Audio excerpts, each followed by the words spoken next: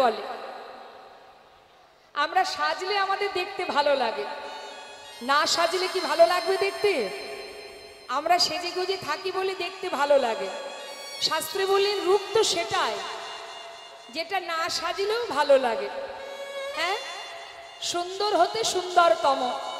শাস্ত্রে তার জন্য বললেন অঙ্গন্যা ভূষিতা নেব্র কৈরিষিত ভূষণা বিনা চেন ভাতি তদ্রূপা মতি কথ্যতে।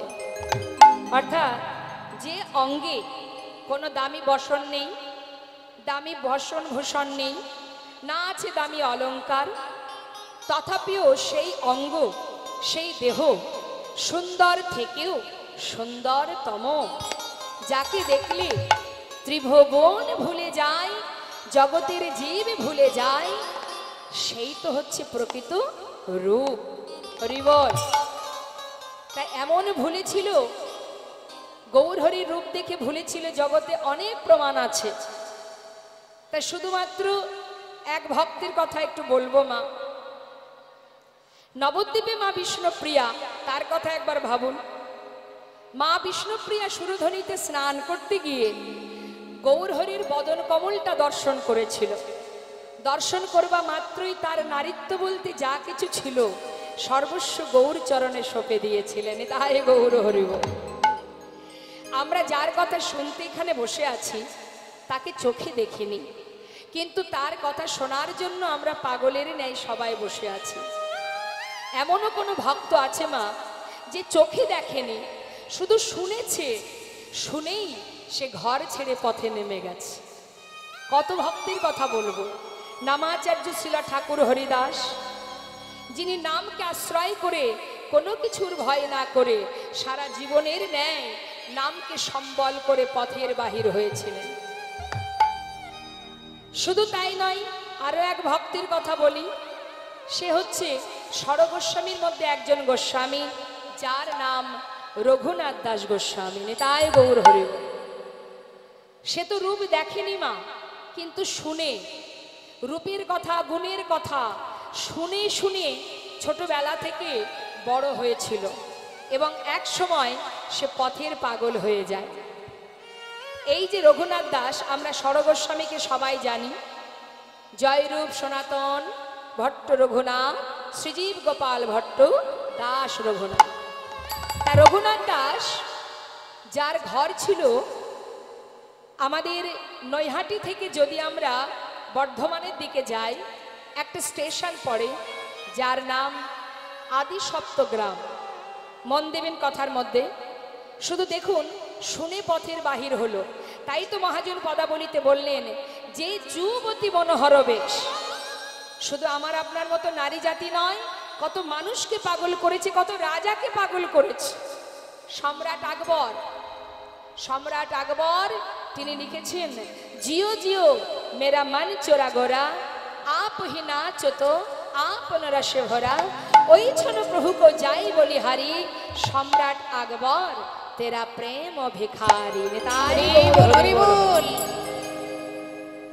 কত ভক্তের কথা বলবো। কত মুসলমান ভক্ত বিধর্মী হয়েও ভগবানকে যারা ভালোবাসে তাদের কোনো জাত থাকে না। যেমন নাসির মাহমুদ, আব্দুল করিম, কাজী নজরুল ইসলাম, চাঁদ কাজী, যারা নিজেকে সঁপেছিলেন গৌর চরণে। হ্যাঁ, তা সেই যে আদিশব্দ গ্রাম নিবাসী গোবর্ধন দাসের একমাত্র ছেলে এই রঘুনাথ দাস। গোবর্ধন দাস তিনি একটু ভক্তি মার্গের ছিলেন মা। তিনি যেখানে ধর্মীয় কাজ হতো দান ধ্যান করতেন, যেখানে ভগবানের সেবা হতো দান করতেন, কারণ তিনি জমিদার ছিলেন, তো তার তো কিছু অভাব ছিল না। এখন তার মনের বাসনা যে আমার ছেলে, আমার সন্তান, তারও যেন কৃষ্ণ পদে মতিগতি থাকে। সব মা বাবাই তাই চায়, ছেলে মেয়েদের যেন ভগবানের চরণে মতি থাকে, প্রত্যেকটি মা বাবা চায়। এখন গোবর্ধন দাস তার স্ত্রীকে বলেছে, দেখো ছেলেকে যদি কৃষ্ণপদে মতিগতি করাতে চাও তাহলে ওকে ঘরে রেখে দিলে হবে না, যেখানে সাধু সঙ্গ হবে, বৈষ্ণব সঙ্গ হবে, সেইখানে নিয়ে যেতে হবে। নেতাই গৌর হরি বল। কারণ বৈষ্ণবের চরণধ্বনি না গ্রহণ করলে, বৈষ্ণবের চরণ রজ অবনীর সুখ সম্পদ, শোনো ভাই দিয়া এক মন, আশ্রয় করিয়া ভজে তারে কৃষ্ণ নাহে ত্যাজে, আর সব মরে অকারণ। বৈষ্ণবের চরণ জল কৃষ্ণ ভক্তি বল, আর কিছু নাহি বলবন্ত। বৈষ্ণবের চরণ রেণু মস্তকের ভূষণ বেনু, আর কিছু নাহি ভূষণের অন্ত। তাই বৈষ্ণব সঙ্গ করাতে হবে। ভক্তি রাজ্যে প্রবেশ করতে গেলে সবার আগে চাই সাধু সঙ্গ। তা তুমি যেখানে হরিনাম কৃষ্ণ নাম হবে সেইখানে সন্তানকে নিয়ে যাবে। প্রতিদিন গোবর্ধন দাসের স্ত্রী সন্তানকে নিয়ে যেখানে সাধু সঙ্গ হয়, কৃষ্ণ কথা হয়, সেখানে নিয়ে যায়। কোলের মধ্যে বসিয়ে রাখে।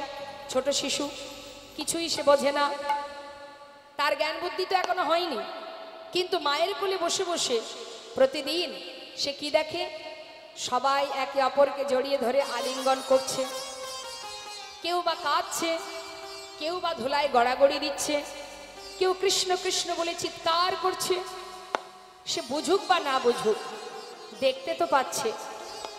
এটাই তার মনের ভিতরে প্রশ্ন যে সেই মানুষটি কে, যার কথা শুনে জগতের জীব এমন পাগল হয়ে যায়। আহা, এই তার মনের মধ্যে প্রশ্ন। দেখতে দেখতে ছেলে বড় হচ্ছে, মা একটু একটু করে ছেলে বড় হচ্ছে, আর মনের ভিতরে তার প্রশ্ন জেগে উঠেছে, যার রূপের কথা এত মধুর, যার গুণের কথা এত মধুর, যার কথা শ্রবণ করে চোখে না দেখে জগতের জীব পাগল হয়ে যায়,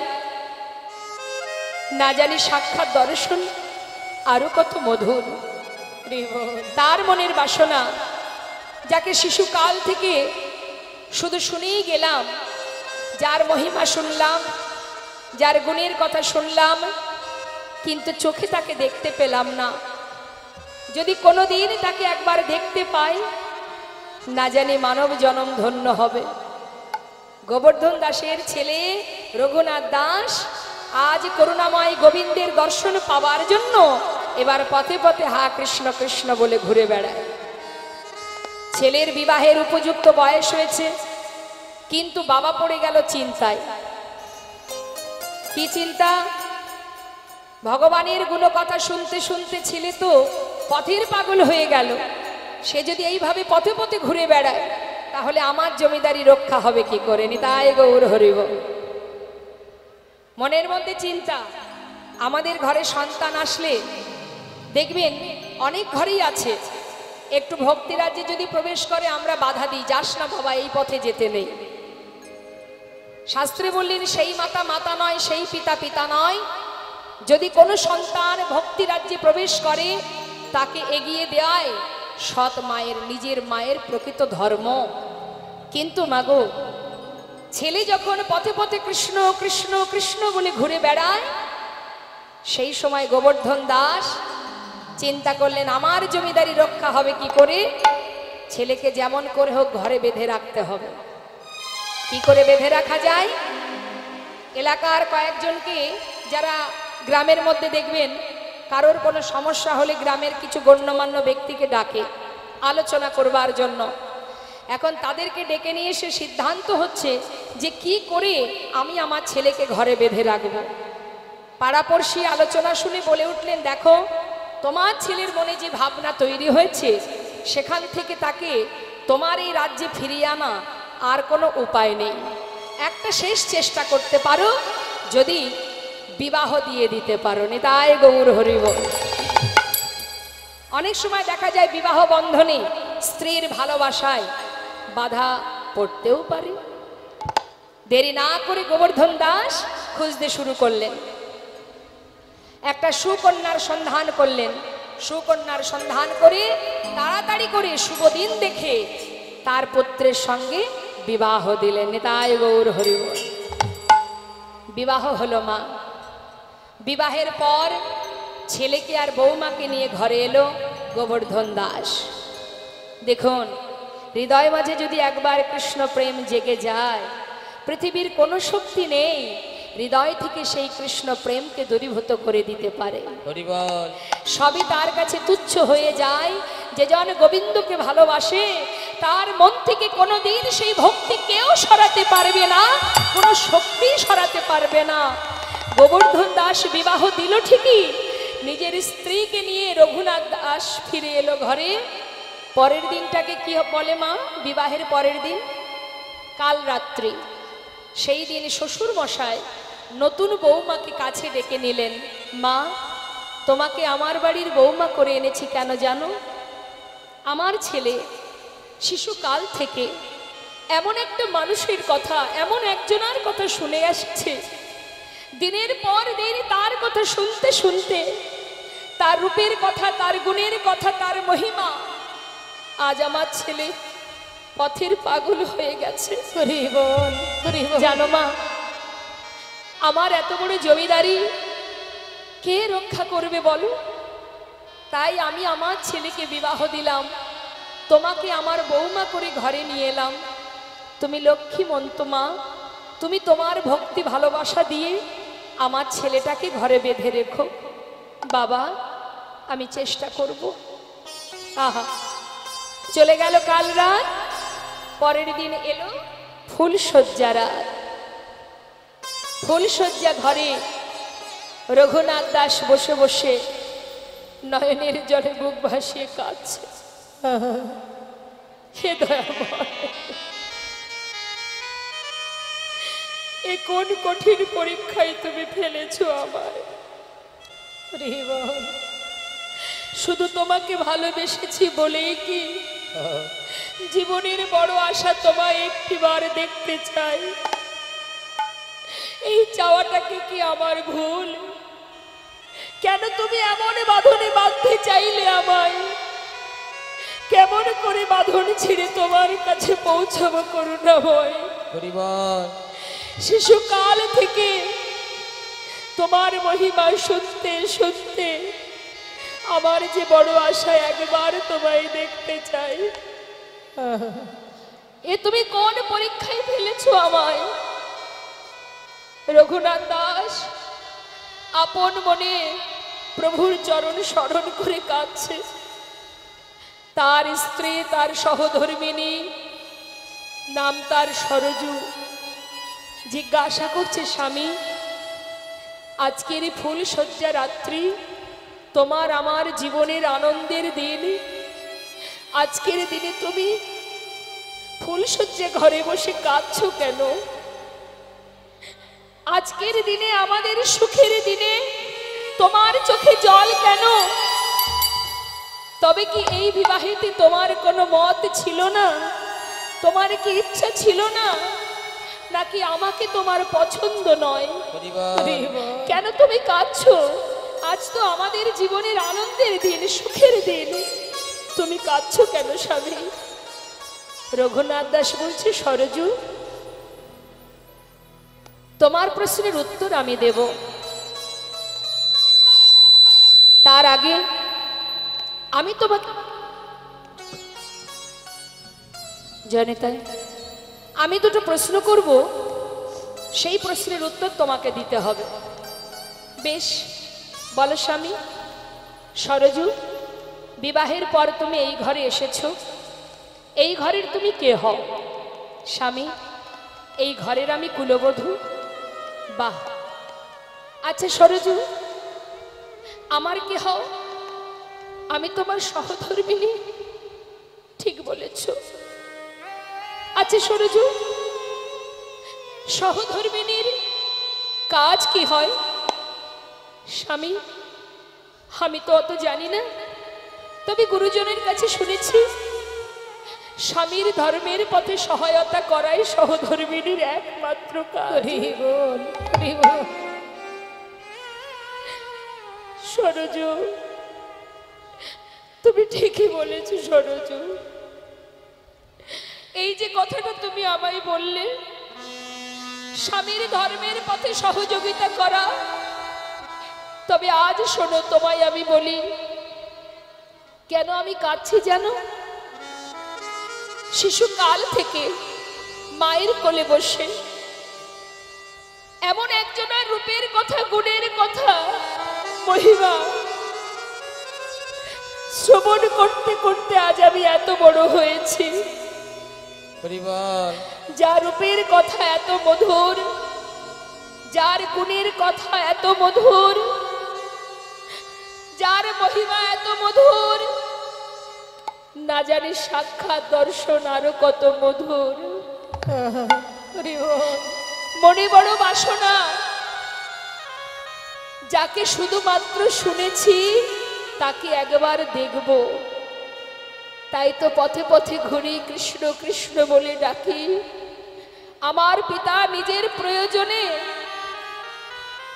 আমাকে ধরে রাখবার জন্য, তাদের প্রয়োজনে আমাকে রাখবার জন্য আমার সঙ্গে তোমার বিবাহ দিয়েছে। বলো সরজু, তুমি কি আমার ধর্মের পথে সহায়তা করবে? স্বামী, তুমি কি বলছো আমায়? আমি তোমার কথা কিছু বুঝতে পারছি না।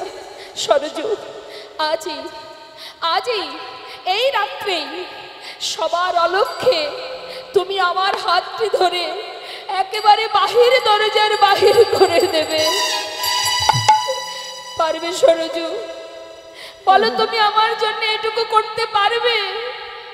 সরজু পড়েছে বিপদে। মা, কি করব আমি? একদিকে শ্বশুরের বাক্য, মা তোমার ভালোবাসা দিয়ে ছেলেটাকে ঘরে বেঁধে রেখো, ও ছাড়া যে আমার আর কেউ নেই। একদিকে স্বামীর বাক্য, সরজু চিরতরে সেই মানুষটাকে একবার দেখতে দাও। আমি কোন পথে যাব? কি করা উচিত আমার? বড় চিন্তায় সরজু। কার কথা শুনবো, শ্বশুরের বাক্য না স্বামীর বাক্য? বসে বসে কাজ। কিছুক্ষণ পর মনে মনে ভাবলেন, মা জগতে সবার কথা অমান্য করা যায়, শ্বশুরের কথাও অমান্য করা যায়, স্বামীর বাক্য তো লঙ্ঘন করা যায় না। স্বামী, তুমি যাবে? সত্যি তুমি তাকে দেখতে চাও? আমার হাত ধরো, চলো তোমাকে বাহির করে দিয়ে আসি। সরজু, শুধু ঘর থেকে দিলে হবে না, একেবারে বাহিরে দরজার বাইরে দেবে। কেন জানো? চেয়ে দেখো, চারিপাশে প্রহরী আছে। যদি কেউ দেখতে পায় যে আমি একা ঘর থেকে বেরিয়ে যাচ্ছি, তাহলে চারিদিকে খবর হয়ে যাবে। তাই তুমি আমার সঙ্গে থেকে আমাকে একেবারে বাহিরের পথে নামিয়ে দেবে। স্বামী, তাই হবে। আমার হাত ধরো। শুধু তোমার কাছে আমার একটি নিবেদন, স্বামী গো, যে ভক্তি নিয়ে, যে প্রেম, যে ভালোবাসা তোমার হৃদয়ে জন্মেছে, আমার বিশ্বাস এই শুদ্ধ প্রেম একদিন গোবিন্দ চরণে পৌঁছে দেবেই দেবে।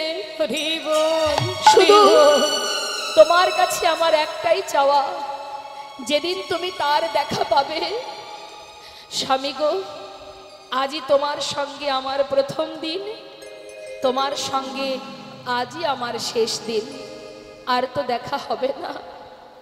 তাই যেদিন শুধু তুমি তার দেখা পাবে, শুধু সেই দিন এই অভাগিনী রে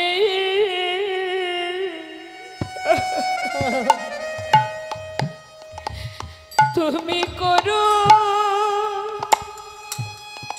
করো সরো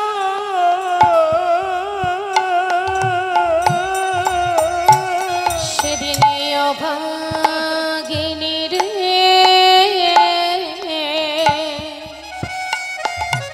তাই গৌর হরি বল, হরি বল। তুমি করো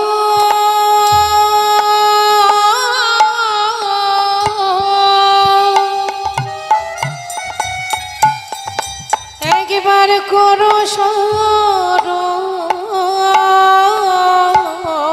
যেদিন পাবে তুমি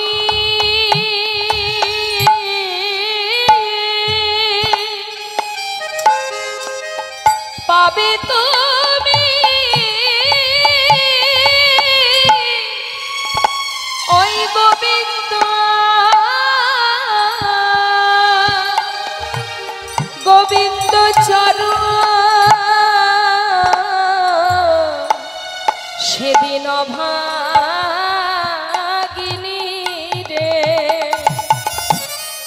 একবার করো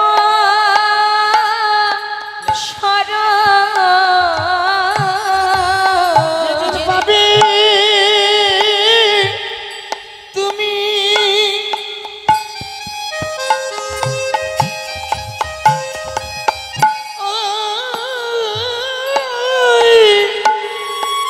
ওই গোবিন্দের চারা এই অভাব হরি বল হরি বল। গিনরে করো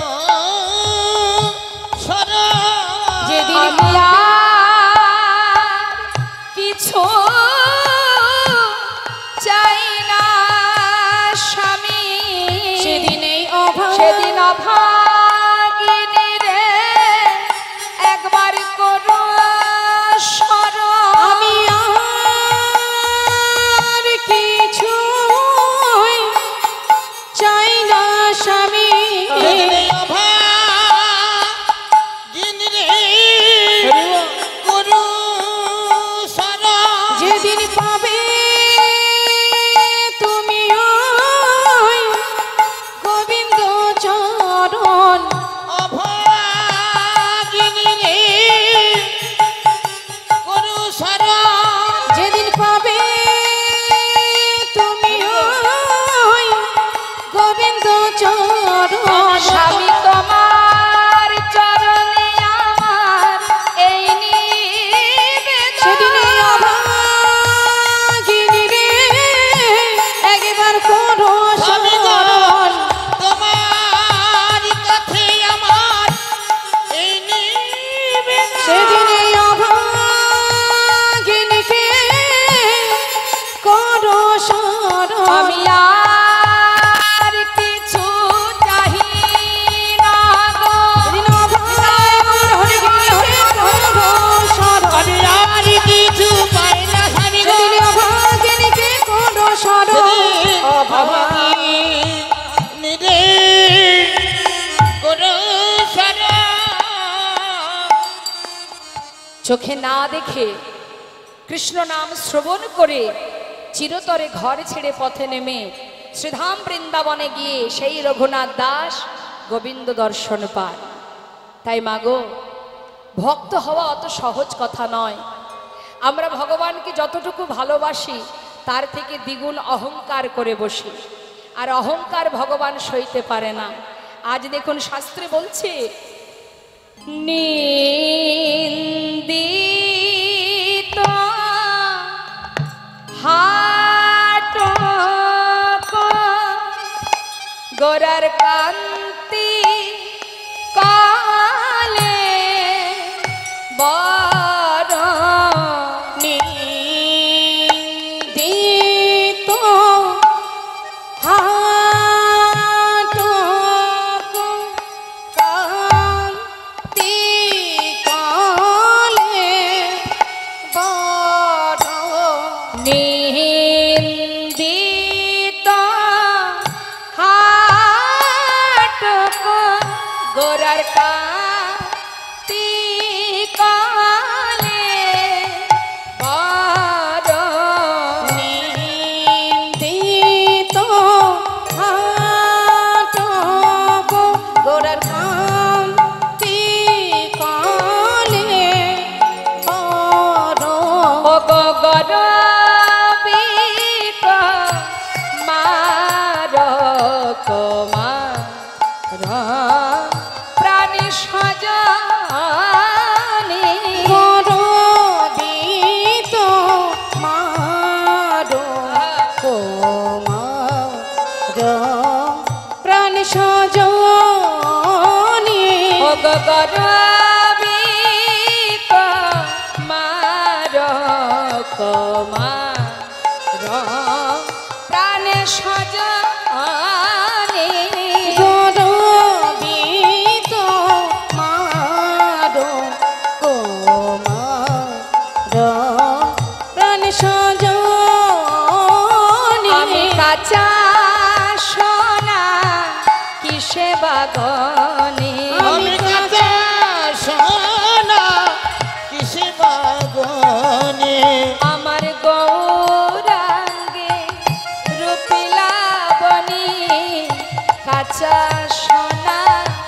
কিসের বাগান আমার গৌর অঙ্গে রূপলাবণী কাঁচা সোনা কিসে বাগানে লাখ বান হেমাজিনী গৌরাঙ্গের রূপ লাবণী সে যে লাখ বান হেমাজিনী চাচা সোনা কিসে বাগানে আমার গৌর অঙ্গে রূপলাবণী কাঁচা সোনা কিসে বাগানে গৌরাঙ্গের রূপ লাবণী কাঁচা সোনা কিসে বাগানে গৌরাঙ্গের গায়ে গৌর হরি কাঁচা সোনা কিসে বাগানে গৌরাঙ্গের রূপলাবণী কাঁচা সোনা কিসে বাগানে লাখদানের হেমাজিনী কাঁচা সোনা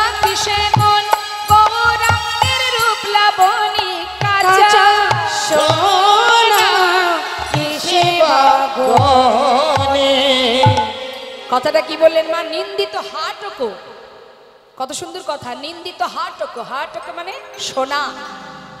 সোনার অনেক নাম, কারণ তার অনেক সুন্দর তো, কি তাই তো? সোনা পেলে কত খুশি হয় নারী জাতি, হ্যাঁ? আহা, তার সোনার তো অনেক নাম। হাটক মানে সোনা, কাঞ্চন মানে সোনা, আবার হেম মানে সোনা। তা সোনার কিন্তু একটু গর্ব হয়, কারণ জগতে যা কিছু আছে অনেক মূল্যবান হচ্ছে এই সোনা। তা গর্ব তো হওয়াটা স্বাভাবিক। এখন নদিয়া নাগরী দ্বিতীয় নাগরীকে বলছে, সজনী রে কি দেখলাম জানিস? নিন্দিত হাট কান্তি কলেবর। কলেবর মানে দেহ। গৌরহরির সেই কলেবর, অর্থাৎ গৌরহরির সেই অপরূপ সৌন্দর্য, সেই সুন্দর যে অঙ্গকান্তি দর্শন করে হাটাক মানে সোনা, তার যে অহংকার হয়েছিল যে আমি বড় সুন্দর, আমি বড় মূল্যবান, আমি দামি, হ্যাঁ, সেই দাম, সেই মূল্যবান সোনা তার অহংকার চূর্ণ হয়েছিল। হরিবল হরিবল। তার গর্ব দূরীভূত হয়েছিল। আর একজনের গর্ব ছিল মা, সে বড় সুন্দর, সে কে না কামদেব। কামদেবের খুব অহংকার ছিল। তাই কামদেব দেখতে খুব সুন্দর, তাই কামদেবের অহংকার হয়েছিল যে আমার মতো সুন্দর আর কেউ না। যেদিন গৌরবদন দর্শন করেছিল সেদিন তার অহংকার দূরীভূত হয়। তাই নদিয়া নাগরী বলছে, সজনী রে এই জগতের সোনার গৌর সোনা কি এক হতে পারে? আপনারাই বলুন না মা, গৌর সোনার সঙ্গে এই জগতের সোনার তুলনা হয়? তার একটা সাধারণ প্রমাণ আপনাদের দিই। এই জগতে কোনো জীব, কোনো রমণী যদি একটা সোনার গহনা তৈরি করে, হয়তো আপনাকে বলল যে যাস কালকে আমার বাড়িতে, আমি একটা গহনা বানিয়েছি, দেখে আসিস। যাই হোক, নিমন্ত্রণ হয়েছে, আপনি গেলেন, দেখে এলেন। কথাটা খুব গভীরভাবে বুঝবেন মা। আজকে আপনি দেখে এলেন, কালকে আবার মনে হবে যাই তো সেই গহনাটা আর একবার দেখে আসি। তৃতীয় দিন আবার মনে হবে, হবে না। তার মানে কি, এই জগতের সোনা কেউ যদি চোখে একবার দেখে, দ্বিতীয়বার দেখবার ইচ্ছা তৈরি হয় না। কিন্তু যদি কোনো ভাগ্যবান ভাগ্যবতী আমার গৌর সোনাকে চোখে একবার দেখে, হরিবল হরিবল। সে আর কোনোদিন চোখ ফেরাতে পারবে না, সে আর ঘরে ফিরতে পারবে না যদি কেউ গৌর সোনাকে একবার দেখতে পায়। এ জগতের সোনা যতই আমরা অঙ্গে ধারণ করি না কেন, সোনার পরশে আমরা কেউ সোনা হয়ে যাই না, বরং আমাদের মধ্যে অহংকার জন্মায়। আমরা যদি একটু সোনা অঙ্গে পরি, আমাদের মধ্যে অহংকার আসে। কারোর ঘরে যদি একটু বেশি সোনা থাকে, তার ভিতরে লোভ তৈরি হয়, মনের ভিতরে বাসনা জন্মায়। এত সোনা আছে ঘরে, গ্রামের মধ্যে কষ্ট করে কেন থাকবো? সোনা বিক্রি করে শহরে একটা ফ্ল্যাট কিনবো, সেখানে এসি ঘর থাকবে, আরামায়েশে জীবন কাটবে। তার মানে কি হচ্ছে, এই জগতের সোনা কিন্তু আমাদের ভিতরে লোভ লালসা তৈরি করছে। কিন্তু যদি মা কারোর ঘরে গৌর সোনা থাকে, তার অবস্থা কি হয়? শাস্ত্রে বললেন এই জগতের সোনা ঘরে থাকলে অহংকার হয়, আর গৌর সোনা যদি কারোর ঘরে থাকে তার দশা কি হয় জানো? সে যে পথের কাঙাল হয়ে যায় গো, সে যে পথে এটাই গৌর হরিবল, গৌর হরিবল। কাঙাল হয়ে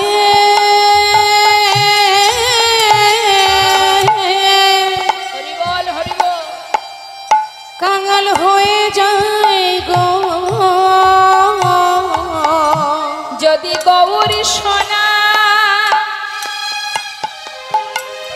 গৌর সোনা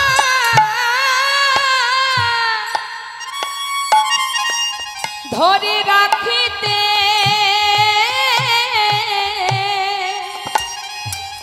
রাখিতে পারে,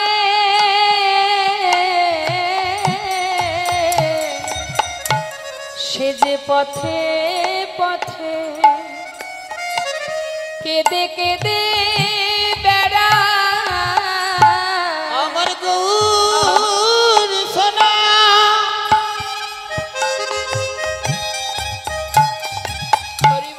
গৌর সোনা ধরে ধরে রাখিতে পারে, সে যে পথে পথে ঘুরে ঘুরে বেড়ায়। যারা দেখবেন ঘরে গোপীনাথ বিগ্রহ, গৌর নিতাই বিগ্রহ, রাধাকৃষ্ণের বিগ্রহ সেবা দেন, জীবের দ্বারে দ্বারে ভিক্ষা করে, যারা একটু অর্থশালী হয় তারা মনে মনে ভাবে আহা বেচারা বড় অসহায়, কাঙাল ভিখারি রে কাঙাল ভিখারি। কিন্তু জেনে রাখবেন ভিখারি কিন্তু তারা নয়, যারা অট্টালিকা পরি বসে আছে তারাই প্রকৃতপক্ষে ভিখারি। কারণ আজ যে অট্টালিকায় বসে আছে, কাল যেদিন প্রাণ পাখিটা চলে যাবে ওই অট্টালিকা ফেলে চলে যেতে হবে।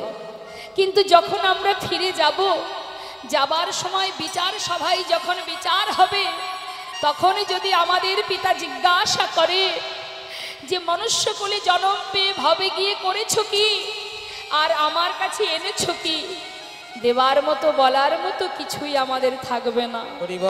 কিন্তু যে জন কৃষ্ণ ধনে ধনী, যে জন গৌর ধনে ধনী, শাস্ত্রে বললেন জগতে সেই হচ্ছে মহাধনে ধনী।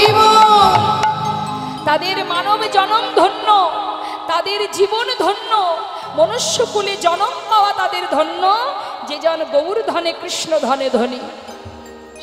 তার প্রমাণ কৃষ্ণের প্রিয় সখা সুদামা জীবনের সব কিছু হারিয়ে দাঁড়ে দাঁড়ে ভিক্ষা করে সংসারের মধ্যে কোন রকমে দিন কাটিয়েছিল। সেই সুদামার অবশেষে ভগবান কৃষ্ণের দ্বারকায় সোনার সিংহাসনে সুদামাকে বসিয়েছিলেন। তাহলে কে ধনী? গাছতলাতে জীবন কাটিয়ে গোবিন্দের সোনার সিংহাসনে বসেছিলেন যিনি সুদামা, সে ধনী? নাকি আমরা অট্টালিকা পরি বসে আছি, আজ বাদে কাল প্রাণ পাখি চলে গেলে আমাকে ঘর থেকে পথে নামিয়ে দেবে, আমি ধনী?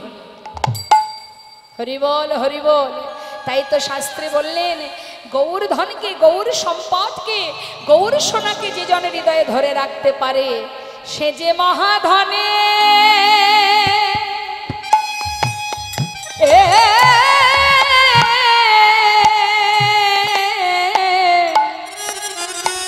মহাধনে ধনী হয়ে সে যে পথে পথে কেঁদে কেঁদে বেড়া, ওই না মহাধনী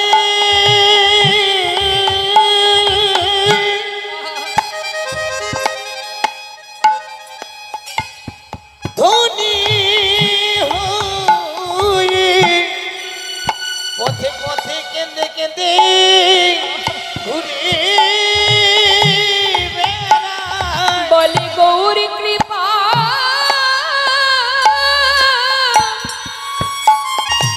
একবার করো মোরে।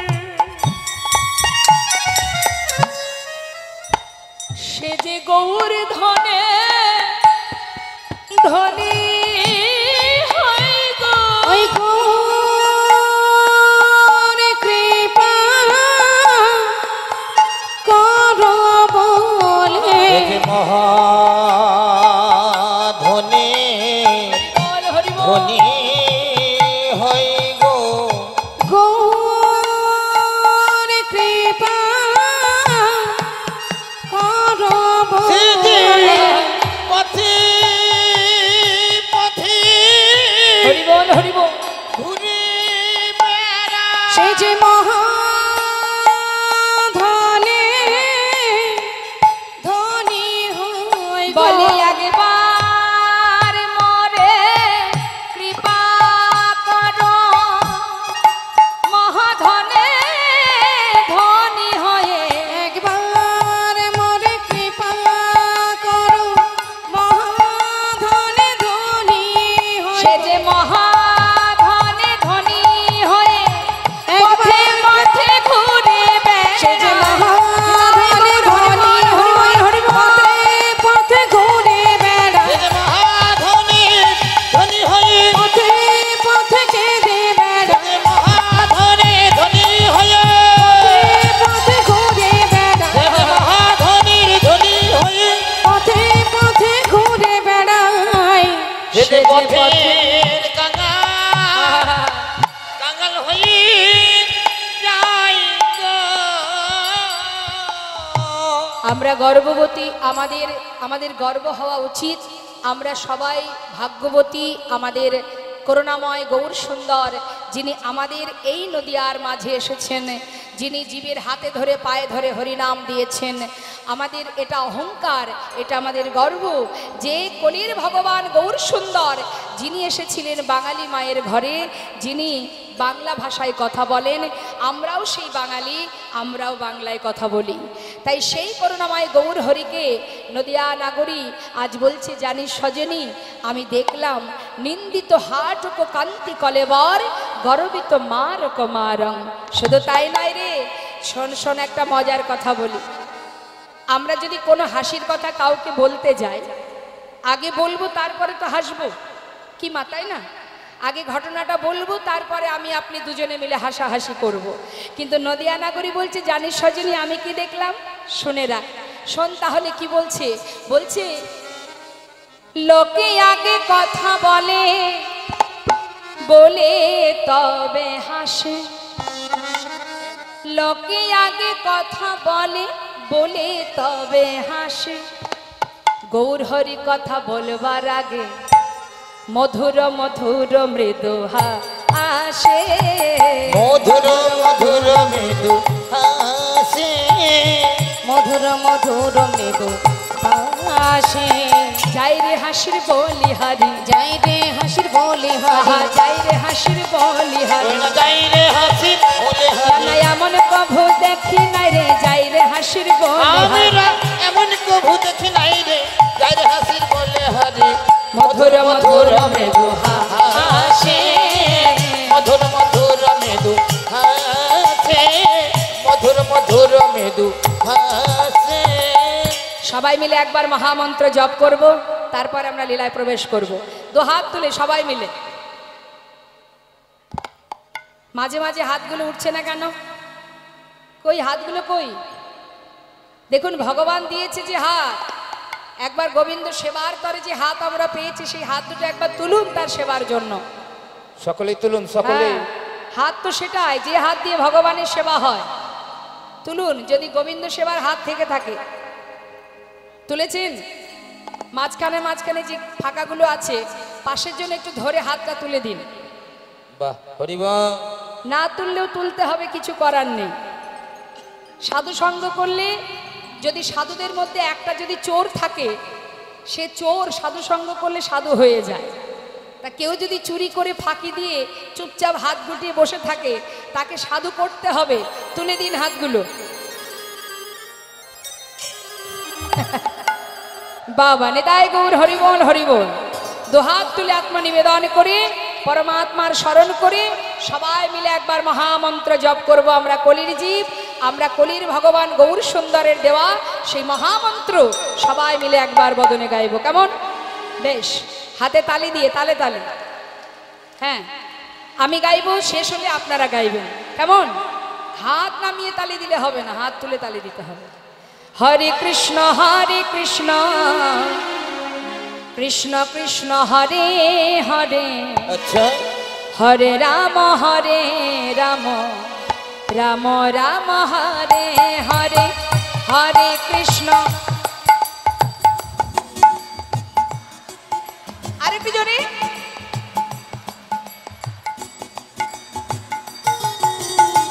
হরে কৃষ্ণ কৃষ্ণ কৃষ্ণ হরে হরে, হরে রাম রাম রাম হরে হরে, হরে কৃষ্ণ কৃষ্ণ।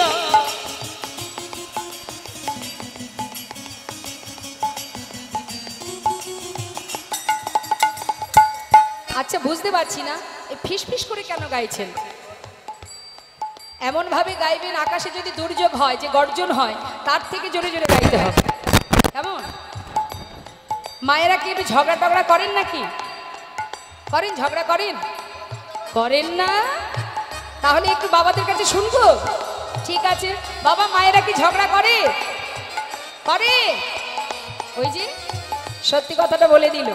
তা ঝগড়া করার সময় যে গলার জোরটা থাকে না, আজকে সেই গলার জোরে হরিনাম করতে হবে, হ্যাঁ আরো জোরে গাইতে হবে।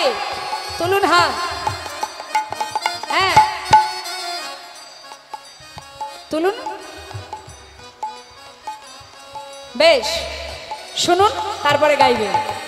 হরে কৃষ্ণ কৃষ্ণ কৃষ্ণ হরে হরে, হরে রাম রাম রাম হরে হরে, হরে কৃষ্ণ। হ্যাঁ বাবা বাবা। হরে কৃষ্ণ কৃষ্ণ কৃষ্ণ হরে হরে, হরে রাম রাম রাম হরে হরে। বলুন বলুন বলুন। বাবা আরেকবার। হরে কৃষ্ণ কৃষ্ণ কৃষ্ণ হরে হরে, হরে রাম রাম রাম হরে হরে, হরে কৃষ্ণ কৃষ্ণ।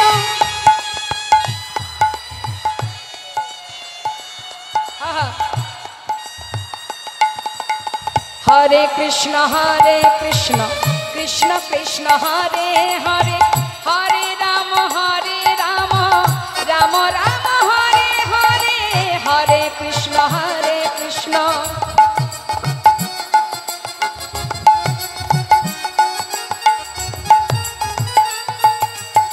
হরে কৃষ্ণ কৃষ্ণ কৃষ্ণ হরে হরে, হরে রাম রাম রাম হরে হরে, হরে কৃষ্ণ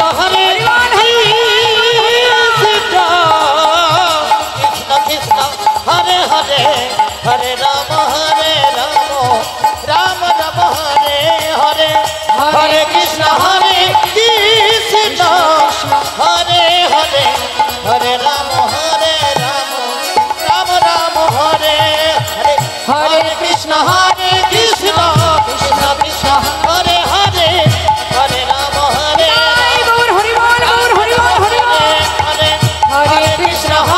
কৃষ্ণ কৃষ্ণ কৃষ্ণ হরে হরে, হরে রাম রাম রাম হরে হরে। হরে। জয় রাধে শ্যাম, জয় নিতাই, জয় গো। করুণাময় গৌর সুন্দর ভক্তগণকে নিয়ে সুরধ্বনির তীর আলো করে মনের আনন্দে ভক্তগণকে নিয়ে হরিনাম গাইতে গাইতে যাচ্ছেন। লীলার পাশে দাঁড়িয়ে বৈষ্ণব মহাজন পদাবলিতে বললেন, দেখো দেখো কি বলছেন মহাজন। হে রাধা মোহনা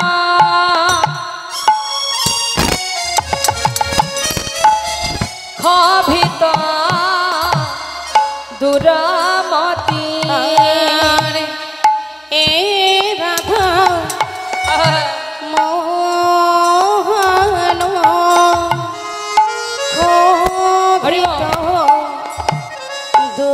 নিরূপমতি অগনামক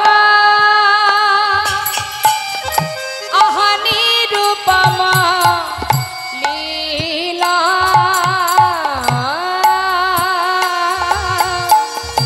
অগনামক নিরূপম লীলা ওই না নামক আদি নিরূপম লীলা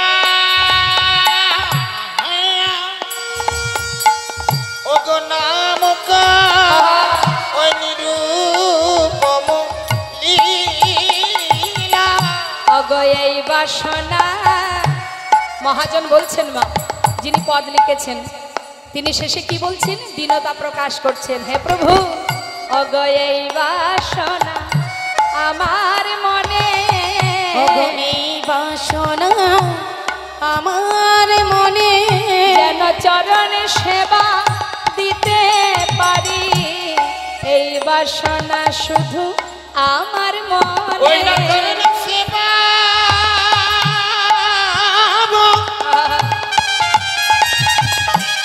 করিতে পারি হরিব বলে এই বাসনা আমার মনে অগনামক নিরূপম লীলা নামক নিরূপম লীলা। জানে তাই জয় গৌর। এত সময় আমরা গৌর কথায় ছিলাম, চলে যাব লীলা কথায়। তো লীলা কথায় যেতে গেলে তো একটু বৃন্দাবনে যেতেই হবে। এত সময় ছিলাম নবদ্বীপ ধামে, যাব বৃন্দাবন ধাম। তো চলুন দেখি সবাই মিলে একবার বৃন্দাবনে চলে যাই, উলুধ্বনি হরিধ্বনি করে একটা ভজন গান শুনতে শুনতে বৃন্দাবনে প্রবেশ করব। জয় রাধেশ্বর, রাধে রাধে, জয় রাধেশ্বর, জয় রাধে রাধেশ্বর। বৃন্দাবনের রাজা কে মা? কৃষ্ণ। কেন নন্দ মহারাজ? কংস কংস তিনিও নন। তাহলে কংস মহারাজ? তাও নয়। তাহলে কে রাজা? আলা ভোলা গোয়ালিনী। আচ্ছা, তো চলুন গোয়ালিনীর নাম গাইতে গাইতে চলে যাই। হ্যাঁ, হরি বল। চিন্তা করুন আমার গোবিন্দ কত দয়াল, গোটা 84 ক্রোশ বৃন্দাবনটি আমার রাধারানীকে দিয়ে দিয়েছে। হ্যাঁ, কত ভালোবাসে, পুরো বৃন্দাবনটাই দিয়ে দিয়েছে। তাহলে বৃন্দাবনের সরকারকে? রাধারানী। রাধে রাধে। তা চলুন যাই, একবার রাধা নাম গাইতে গাইতে যাই সবাই মিলে বৃন্দাবন ধামে। আর একটু কষ্ট দেব? দেব কষ্ট? আমার জন্য নয়, যা যা নিজের জন্য। তুলুন দেখি দোহা। রাধে রাধে রাধে রাধে। রাধে। চলো চলো চলে যা, আচ্ছা, চলো চলে যা কোথায়? বৃন্দাবনে চলো রে সবাই। চলো চলো চলে যায়, চলো চলে যায় বৃন্দাবনে চলো রে সবাই। চলো চলো চলে যাই, চলো চলে যাই বাবা। বৃন্দাবনে চলো রে সবাই। আহা শ্রীমতীর সাথে লয়ে, দেখো শ্রীমতীর সাথে লয়ে হোলি খেলিছে কানায়। চলো চলে যাই, বৃন্দাবনে চলো রে সবাই।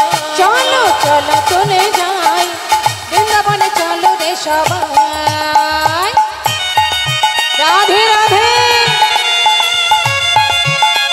রাধারানী কি জয় শ্যাম সুন্দর কি জয়।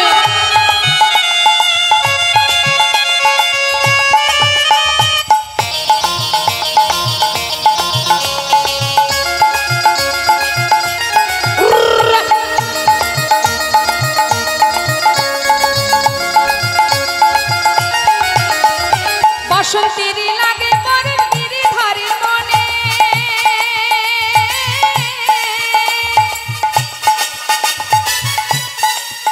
আহা বসন্তের লাগে পরের গিরিধারীর মনে, ফাগের রানী খেলে হরি রাধা রানীর সনে।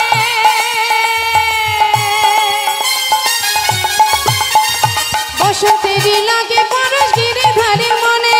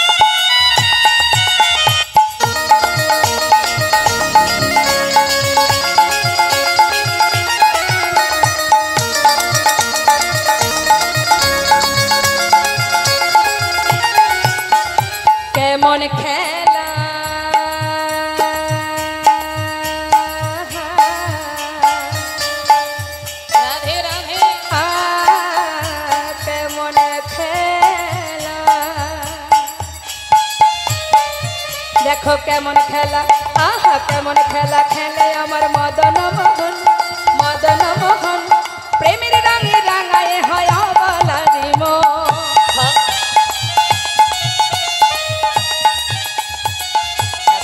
হায় কেমন খেলা,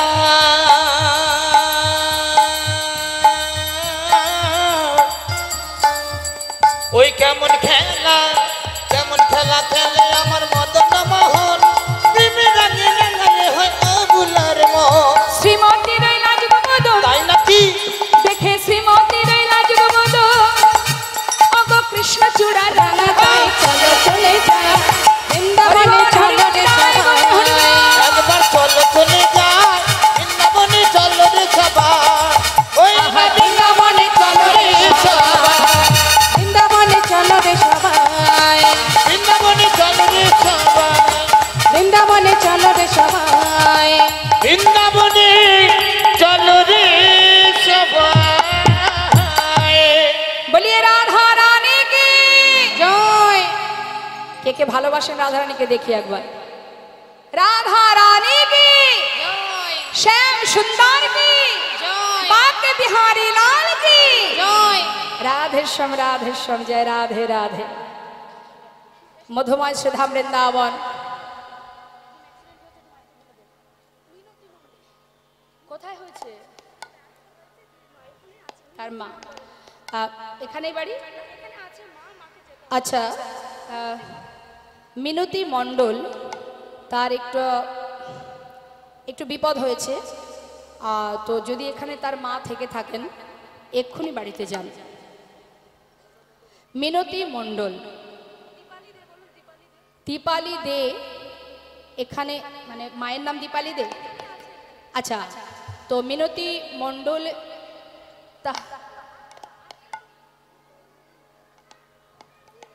একটু জলদি ঘরে চলে যান।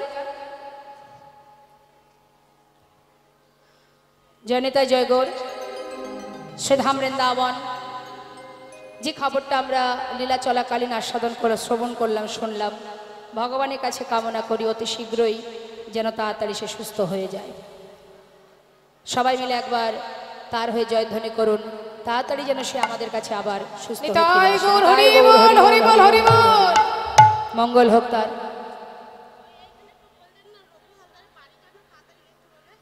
আচ্ছা রঘু হালদার কে আছে এখানে, তিনি একটু তাড়াতাড়ি বাড়িতে চলে যান। আচ্ছা আচ্ছা ছেলে খুবই অসুস্থ হয়েছে, শিগগিরই আপনি যদি এখানে থেকে থাকেন রঘু হালদার, আপনি তাড়াতাড়ি বাড়িতে যান। জয় রাধেশ্যাম রাধে রাধে। ঠিক আছে শান্ত হন মা, আমাদের মানব জীবনে অনেক বিপদ আপদ আসবে, কিন্তু আমাদের যদি ভগবানের প্রতি একনিষ্ঠ ভক্তি থাকে নিশ্চয়ই সমস্ত বাধা থেকে আমরা নিশ্চয়ই উত্তীর্ণ হব। তাই সবাই আমরা তাদের ভালো কামনা করি, তাদের ভালো হোক, তাড়াতাড়ি সুস্থ হোক, এটাই কামনা করি। জয় রাধে। কথা নয়, আমরা একটু লীলার দিকে ধ্যান দেব। মধুময় শ্রীধাম বৃন্দাবনে প্রেমময়ী রাধা রানী আমার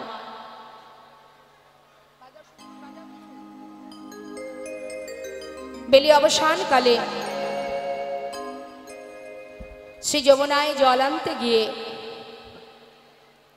অপরূপ সেই প্রাণ গোবিন্দের রূপমাধুর্য দর্শন করে, গোবিন্দের রূপমাধুর্য দেখে রাধারানী ঘরে ফিরে এসে অপলক দৃষ্টিতে গগন পানে চেয়ে আছে। সখীরা জিজ্ঞাসা করছে, রাই কি হয়েছে তোর, এমন করে গগন পানে এক দিঠে চেয়ে আছিস, চোখের পলক পড়ছে না, আমাদের কাছে খুলে বল কি হয়েছে তোর।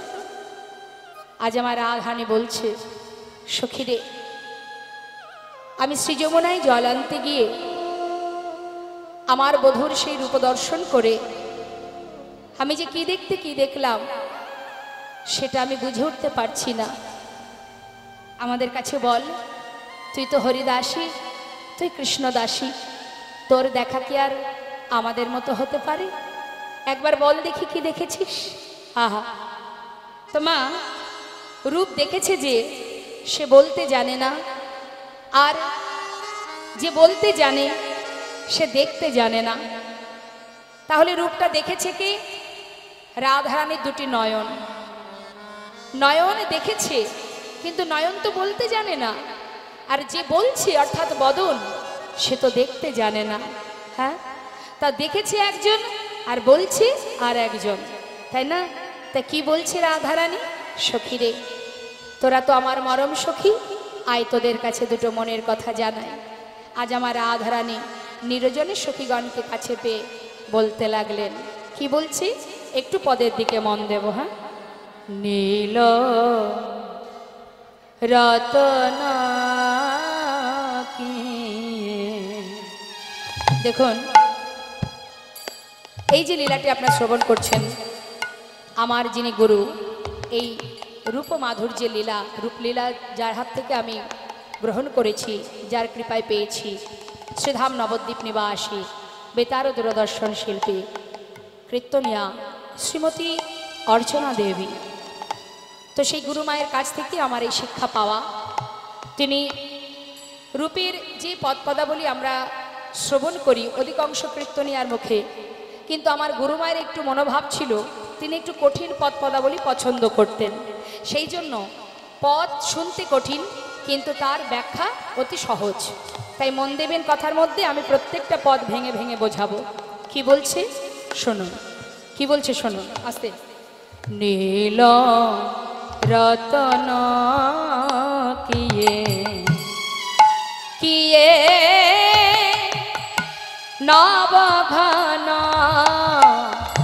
ঘট নীল রতন কিয়ে কিয়ে নব ঘন গো নীল রতন কিয়ে কিয়ে অগনব ঘন ঘট লখিলে লখন নাহে আহা সেনায়ঙ্গে ছটা লখিলে লখন নহে সেনায়ঙ্গে ছটা আহা লখিলে লখন নহে ভালো করে দেখায় আমার হলো না রে। ভালো করে দেখায় আমার হলো না রে। আমি দেখব বলে সখী নয়ন দিলাম বটে, কিন্তু ভালো করে দেখায় আমার হলো না রে। আমি দেখব বলে নয়ন দিলাম বটে, ভালো করে দেখা হলো না রে। ওগো লখিলে লখন নহে সেনায়ঙ্গে ছটা ওই না সে নায়ঙ্গে ছটা। কি বলছে মা? নীল রতন কি নব ঘন ঘটা। নীল রতন, নীল রত্ন দেখলাম না নব ঘন ঘটা, নতুন কোনো মেঘ দেখলাম। আজ আমার রাধারানী বলছেন লখিলে লখল নহে, লক্ষ্য দিলাম কিন্তু দেখা হলো না, দেখতে চাইলাম কিন্তু দেখা হলো না। লখিলে লখল নহে সেনা অঙ্গের ছটা। আহা, আমি কি দেখলাম? কালো ঘন নবীন মেঘ দেখলাম নাকি নীল কোনো রত্ন দেখলাম? আমি যে কদম্ব বৃক্ষের তলে দাঁড়িয়ে আছে সেই অপরূপ রূপের মানুষটি জানিস সখী? কদম্বের তলে কিবা কিবা শ্যাম চিকনিয়া। ওই না কদম্বের তলে কিবা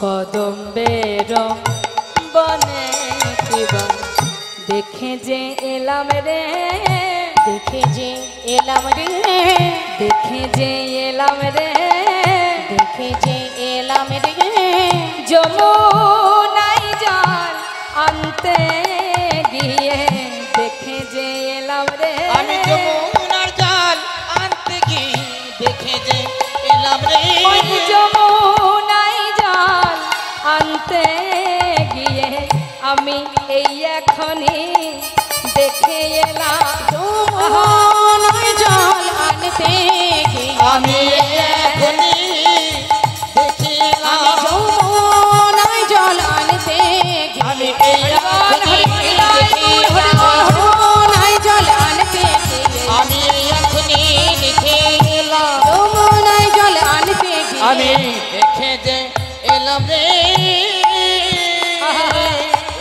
আহা রূপ দেখি আইনো জাতি, এই সখী ওই রূপ দেখি আইনো জাতি, আমি নারী জাতি, আমার জাত কুল মান সব চলে গেল। আহা রূপ দেখি আইনো জাতি, আহা কুল মজাইয়া, রূপ দেখি আইনো জাতি কুল মজা সখীরে আমার সকলি গেল, প্রাণ সখী হরি বল, হরি বল। আমার সকলে গেল, ওই মহান রূপে নয়ন দিয়ে সখী আমার সকলি ওই গেল। মোহন রূপে